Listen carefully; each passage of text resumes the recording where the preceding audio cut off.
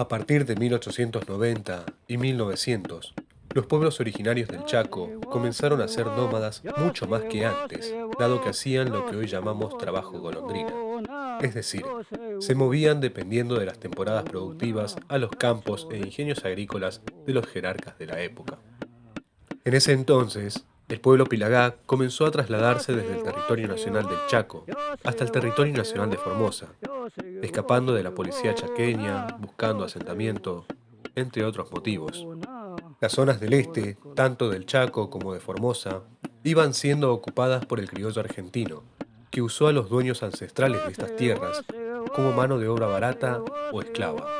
En 1920, Robustiano Patrón Costa crea el ingenio azucarero San Martín del Tabacal, en Orán, provincia de Salta. Y lo que parecía ser una esperanza, un punto de encuentro, una oportunidad laboral para los originarios de la zona y territorios aledaños, terminó siendo un campo de concentración y explotación de esclavos. Las jornadas laborales superaban ampliamente las 16 horas diarias, las condiciones eran pésimas y ni los niños se salvaban, ya que eran incorporados al trabajo a partir de los 4 años. Luego de idas y venidas, golpes y contragolpes de Estado, en 1946, Juan Domingo Perón es elegido como presidente a través del sistema democrático. Y a diferencia de lo que pasaba en las grandes ciudades con la sindicalización de los obreros, poco se sabía de la situación de los pueblos del interior, donde patrones, terratenientes, policía y medios de comunicación unían fuerzas para ocultar los abusos hacia los trabajadores como los mencionados anteriormente. En el año 1947, el presidente Juan Domingo Perón nombra a Rolando de Gertelendi como gobernador de los territorios nacionales de Formosa. De Gertelendi, un terrateniente formoseño acusado de explotador y oligarca, es quien a partir de ese momento tiene control total del territorio de Formosa, gracias al justicialismo. Durante el otoño de ese mismo año, se produjo un desplazamiento masivo de indígenas expulsados del Chaco y de Formosa hacia el ingenio azucarero de Patrón Costa. Comunidades indígenas pertenecientes a los Quom, Mocovíes, Huichís y Pilagás llegaron para trabajar en San Martín del Tabacal. Dos hechos lamentables para las comunidades indígenas surgieron de esta gran movilización. El primero fue que se trasladaron a pie a cientos de kilómetros, y el segundo fue la paga, acordada en 6 pesos, cuando en realidad no superaba los 2,50. Eso sin nombrar las pésimas condiciones en las que trabajaban. A raíz de esto, los trabajadores indígenas intentaron reclamar por mejores condiciones y el cese de los maltratos de los capataces, recibiendo como respuesta por parte de Patrón Costa el despido y la persecución por parte de su policía.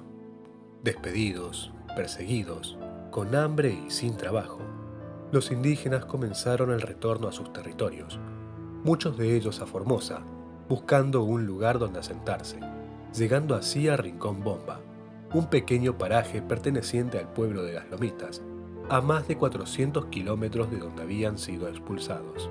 Por esa época, Las Lomitas contaba con una población de aproximadamente 1.500 habitantes, de los cuales eran mayormente efectivos de la Gendarmería y sus familias, ya que ahí se encontraba el Escuadrón 18, un destacamento de la Gendarmería Nacional. En principio, los pobladores se apiadaron de los indígenas, brindándoles comida y abrigo. Estos, luego de ser maltratados y esclavizados, decidieron asentarse en esa zona donde había al menos un poco de calidez humana, y en menos de una semana, el número de indígenas asentados en Rincón Bomba ya superaba los 5.000, mucho más que el mismo pueblo, siendo esta la primera agravante del conflicto. Entre junio y julio de 1947, los indígenas asentados en las afueras del pueblo comenzaron a generar malestar en los pobladores de las Lomitas.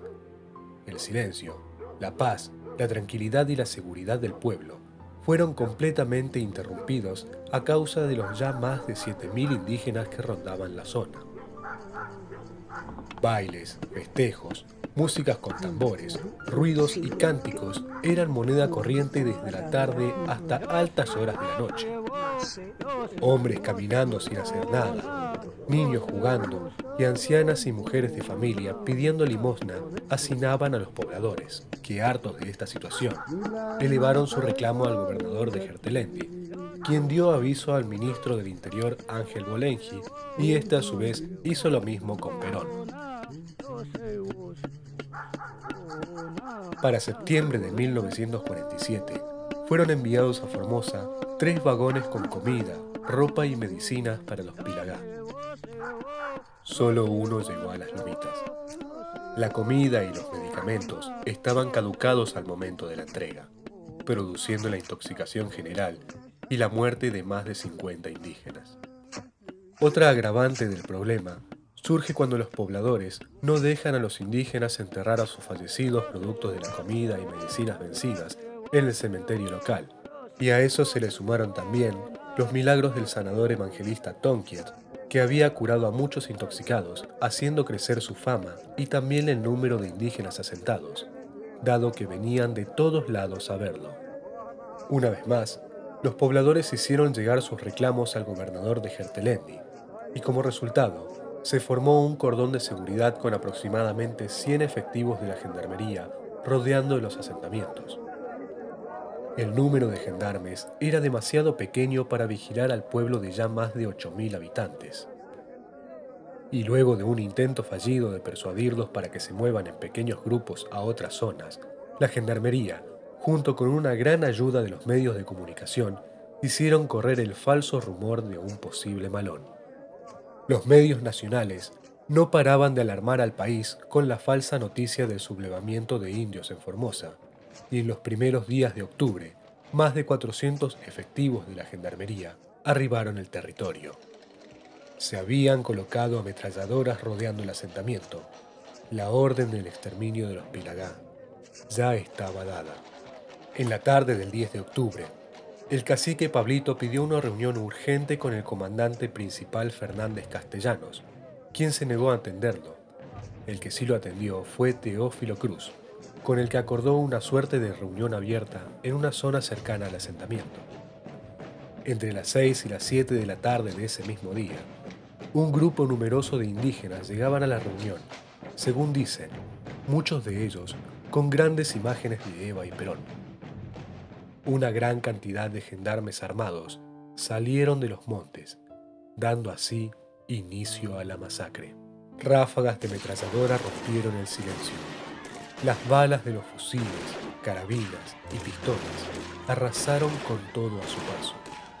Madres, hijos, ancianos, la muerte era colectiva e indiscriminada para los Pilagá.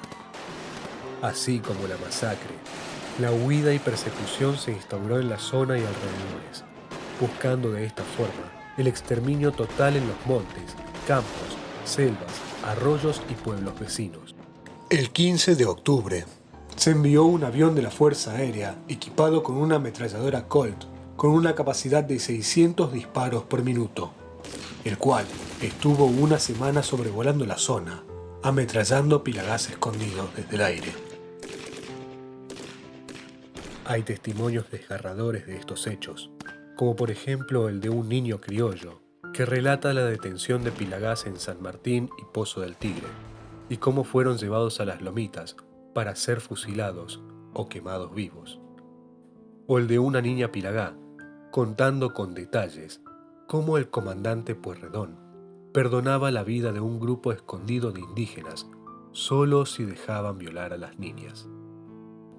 La persecución siguió hasta finales de octubre y se extendió hasta pueblos vecinos como Estanislao del Campo, Pozo del Tigre, Campo Alegre, Güemes y hasta Paraguay. Este genocidio tuvo como saldo más de 1.000 asesinados, más de 200 desaparecidos, aproximadamente 200 detenidos y cientos de heridos. Los cadáveres fueron apilados e incinerados, mientras que los sobrevivientes fueron detenidos y llevados a las colonias de Francisco Muñiz y Bartolomé de las Casas, donde volvieron al trabajo esclavo que tenían antes.